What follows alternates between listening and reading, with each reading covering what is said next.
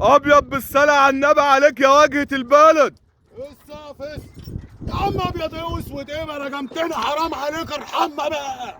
فين يا واجهة البلد؟ انت رايح فين؟ يا عم رايح ارمي الجله دي في قلب المكنه بتاع الحوض بتاع المكنه. اللفظ يا واجهة. امال اعمل ايه يعني؟ انت محمل ايه؟ تعالى إيه؟ شوف. سباغ بلدي. سباغ بلدي. يعني ايه سباغ بلدي يا واجهة؟ يعني دي خميره الارض يالا، دي خميره الارض. دي بحطها في المكنه ادور عليها المكنه بدل ما ترمي يوريا وكماوي. دي بدلها، دي البديل بتاعها حاجه رباني جله بلدي.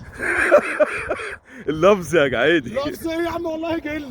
يعني انت وانت قبل ما هتدور هتحطها في حوض المكنه. الضرفه افتحها واروح حاططها في حوض المكنه وادن اروي هي تنزل. طب ما ممكن تثبت مكانها يا واجهة. ايه ده؟ هتثبت مكانها. لا الميه هتقلقلها وهتطلع كلها في قلب القنايه وهي تمشي. يعني حلوه للذره دي يا واجهة؟ ايوه يا عم مفيده للذره يا ابني، ده جله بلدي جله يا عم بلدي. اللفظ الله يخرب.